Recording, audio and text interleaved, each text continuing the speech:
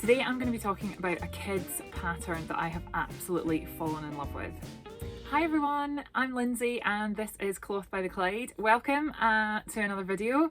Today I'm going to be talking all about a kids sewing pattern that I have just found and absolutely fallen in love with. So I thought I would share it with you, just show you some of the details in case you are looking for a kids sewing pattern with just a little bit of a difference.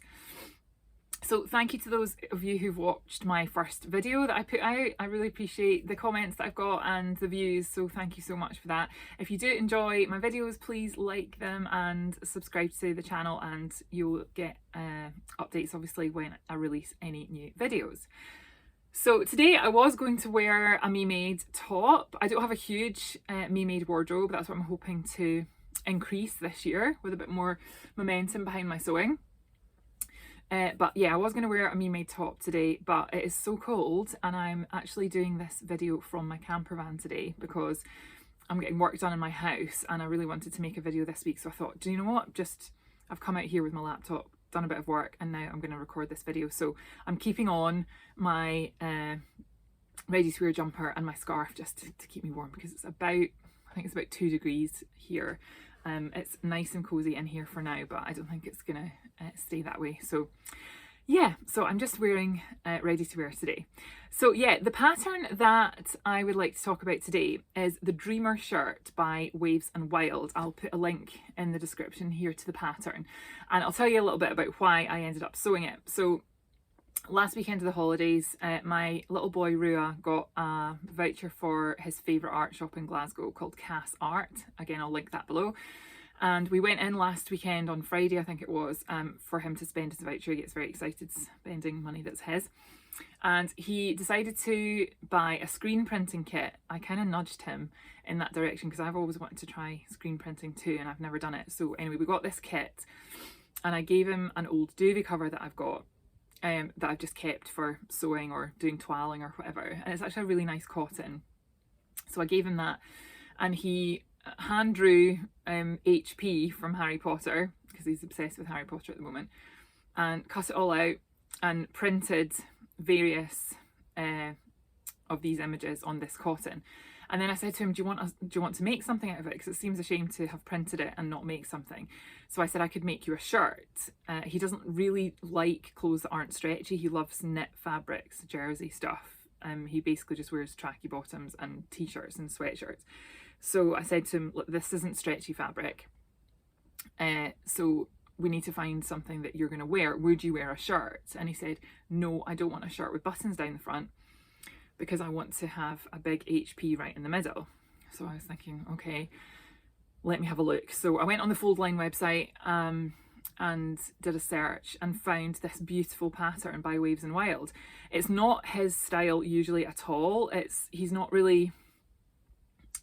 a kind of boho kid, and I feel like this is kind of quite a I don't know, it's just something that I would see and basically not him wearing. It's not really his style, but it's lovely. So anyway, I said, what about this? And he said, yeah. So I said, right, well, let's just do it. And I always think it's nice to just do some sewing, right? And I can learn some new skills, learn a new pattern. And anyway, I'm going to show you them now because I'm so chuffed with how they turned out, and the details on this shirt are just so lovely. So this is the one that we made out of the cotton that he screen printed. I'll show you the back because that shows it better. So he's basically just got these HPs. Now we had to spread them out because he was doing them all in one go. So he was spreading them out so that the screen was sort of round here, and then he had to move it further away so that he didn't smudge this one. So they're quite spread out. So that is the fabric that we printed. So he did these big ones and then he did more of these little ones.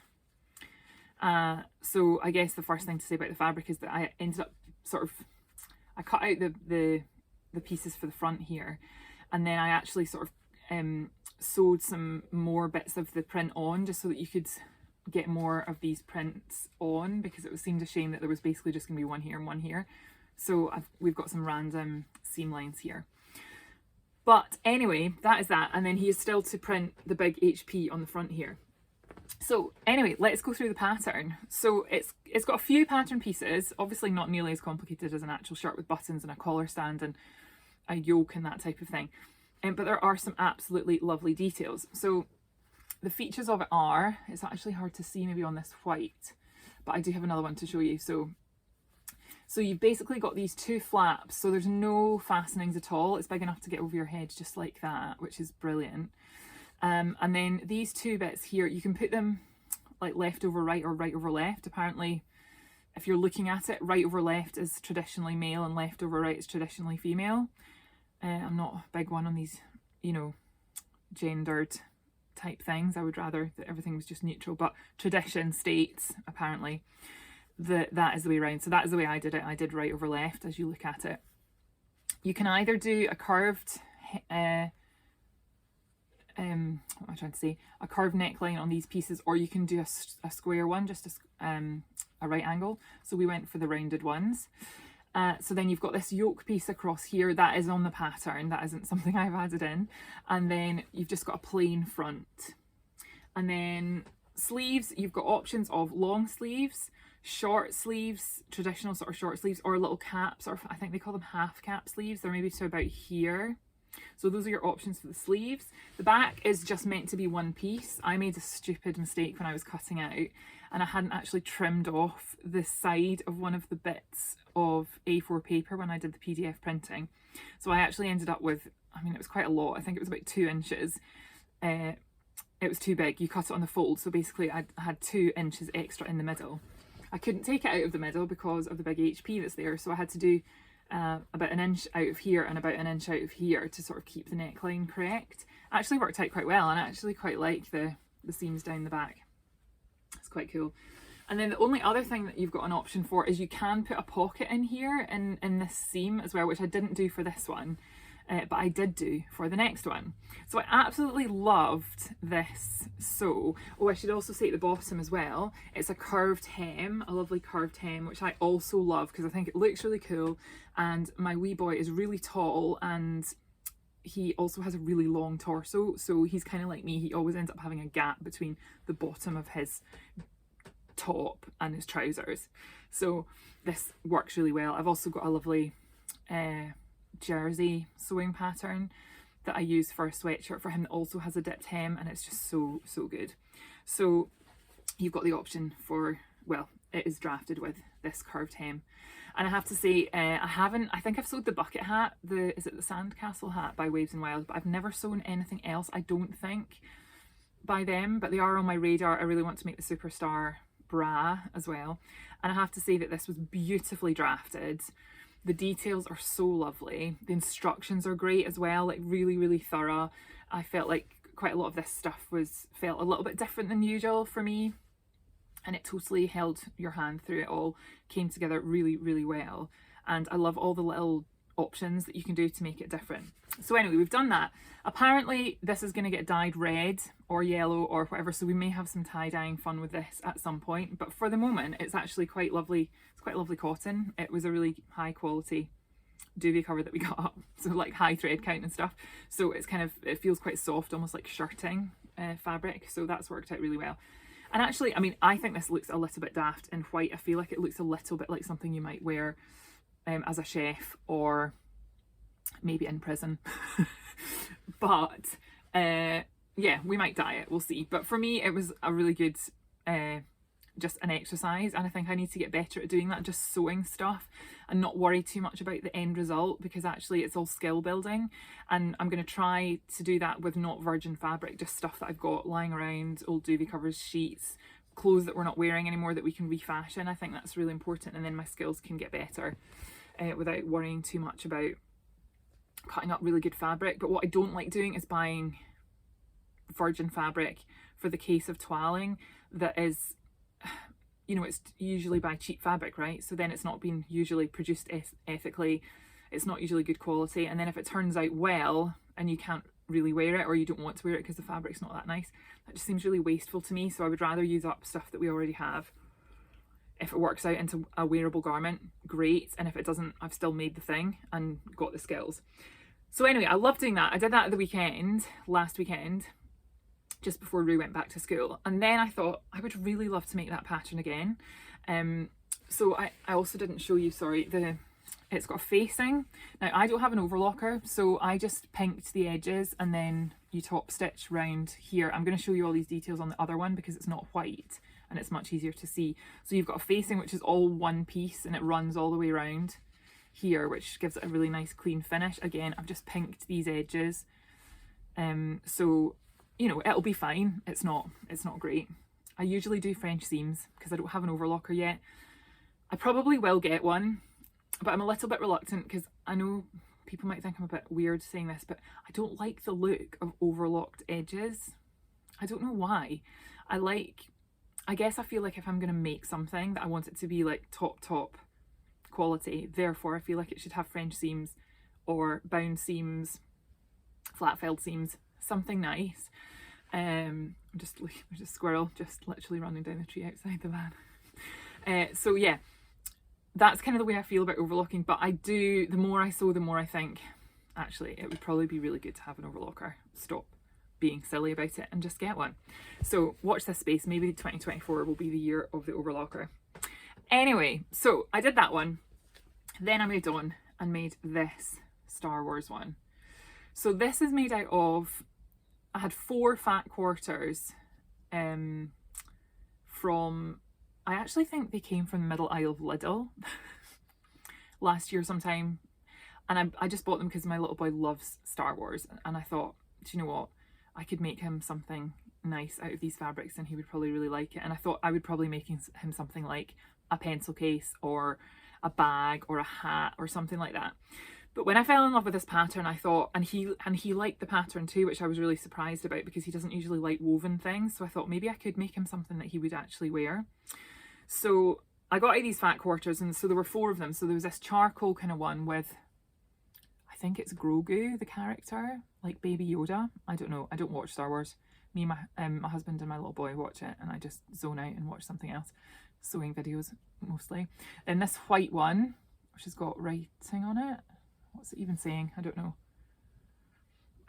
Anyway, and then this other one, I like this one actually. I think this is probably my favourite one, the black and white one, of him in a little spaceship. And then the back is green. So you can see this, you can see the sort of style lines on this much better. So I'll talk you through them with what we did on this one. So I finished this one better. For example, I did pink some of the edges because I put a pocket in with this one, so that was a little bit more difficult. But for example, I actually trimmed that down and bound wrapped the fabric round to sort of bind that join at the back, which is actually something I put in because I didn't have enough fabric. I didn't have enough of this green to go all the way to the top of the back piece. So I'm really chuffed with that. I did French seams on the side seams here, so they're much stronger and they'll hopefully last.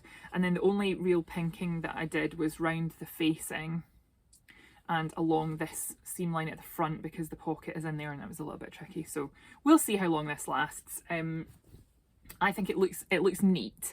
Whether it will last is another sort of question. So I will show you the construction of this. So basically what you do is you get the front panel here and you attach the facing to it. So the facing's in 3 pieces, so you need to attach the facing pieces together and then you attach them to this front yoke, of which there are 2 pieces.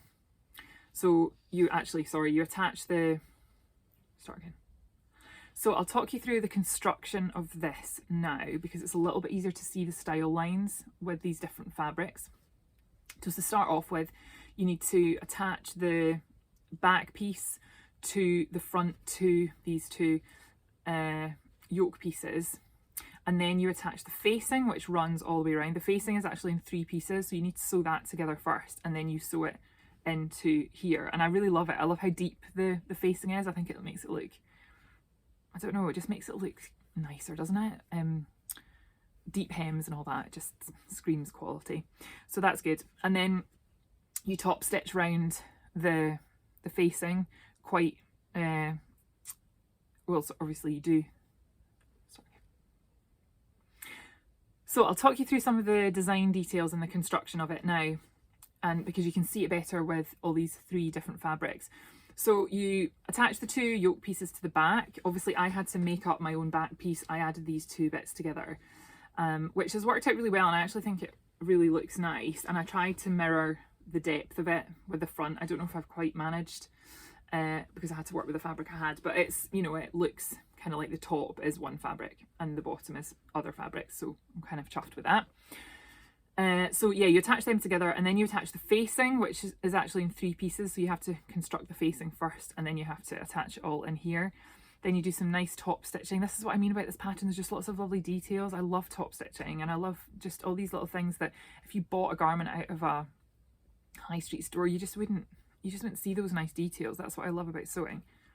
So yeah, so you do that, and then you also stitch the facing down. Again, I don't know if you can really see this, but yeah, maybe a wee bit you can.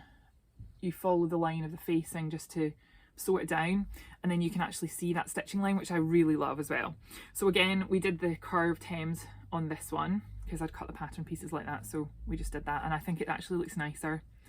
It sort of looks like it's not meant to close, whereas I sort of feel like with the right angled ones, maybe looks like there should be a button or a closure there maybe. I don't know, that's just my thoughts. So you do that, and then you attach it to this bottom piece, or if you're doing the pocket, you have to do the pocket next. I love the pocket as well. It's so cute because you can't really see it. I love pockets that are sort of in seam lines. I think they look really cool.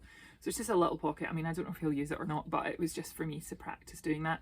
So again, with the pocket, you can either just leave it as it is and you top stitch along the hemline here just to keep it from flipping, or you can actually top stitch round the pocket, but I didn't want that. I kind of liked that it was a wee secret one. You also put what I also like about this, although it's not a raglan sleeve pattern, you don't put the sleeves in, you don't set the sleeves in with the, you know, with the arm hole having been stitched. What am I trying to say? You know what I mean. You put them in flat is what I'm trying to say. You put them in flat, so there is a little bit of easing, but not much. So I feel like it's quite easy to get these sleeves in, which is great. Yeah, and then just, you know, turned up the hems and stitched them, and that was that. And then again, this is the curved hem, so you can see it here. I would say probably with sizing for this one, I would say it's true to size in terms of if you go off your child's height. So Rua was between the age 9 and 10. He's only just turned 7. That's how tall he is. So I think he's about 135 centimetres. And I think the age 10 is for about 140, 142. So I thought I better just do that one so that you get some wear out of it. Because let's be honest, he probably won't wear this until the summer. So yeah, and this fits him really well, and he does have a long body. So I would say it's probably true to size if you go off the height of your child, because obviously there's loads of ease in this garment. So the height is kind of the most important thing. So yeah, I'm super chuffed with this. I think I'll make more of these. Maybe not for Rue so much. I'll see if he wears this one this summer. I think this will look really cute. He's got some tighter fitting, like denim cut off shorts that he really likes to wear, and I think this will look really cool with them. So we'll see. I will report back and see if he actually wears this, because, you know, he says he likes things and then he just reverts back to wearing his favourite t-shirt and jogging bottoms again. So we shall see. But I'm really chuffed to have done these just to, you know, get to know the pattern. Had I done a facing before? Yeah, I think I had, but not for a while. Haven't done this little pocket detail, and every pattern company kind of does things slightly differently, don't they? So it's nice to actually try at different pattern companies and see their instructions and that type of thing. So it has definitely made me feel like if I was to make another Waves and Wild pattern, the bra, for example, which I'm thinking is going to be, you know, a bit more of a fit issue thing, I feel absolutely confident that the instructions will be good, because I've done this pattern now and the instructions were absolutely brilliant for this. They were, you know, they were really, really detailed, loads of words but also pictures, which I appreciate. There's also quite a lot of tutorials on their website as well, not for this one, but yeah, there are some sort of helpful hints more about specific bits of patterns, I think, or general techniques than patterns specifically. But yeah, so I'm totally chuffed with it, and it's just a little bit different, isn't it? So I think I'll definitely make more of these, maybe for my nieces, who I can totally see wearing these in really cute fabrics. And also, you know, this was a metre of fabric, which I think is just brilliant. You know, so if you've got a metre of fabric kicking about, And because they're smaller pattern pieces, you know, like the sleeves aren't that big if you make the short ones. If you make the cap sleeves, obviously, even less fabric. If you don't do the pocket, or even if you do the pocket, you can do it in other fabric. So I just did, this is the same doobie cover from the previous one. So yeah, we just did white facing, and the pocket is just that white fabric too. So I wanted it to be white so that it didn't show through here. But you know, you really only need a meter for the actual stuff that you're going to see. And as I said, like, I had to piece the back, but you wouldn't normally be working with fat quarters. Well, I wouldn't normally be, I don't really buy fat quarters. So yeah, the only reason that was not doable was because it was a fat quarter, so I was kind of limited to that.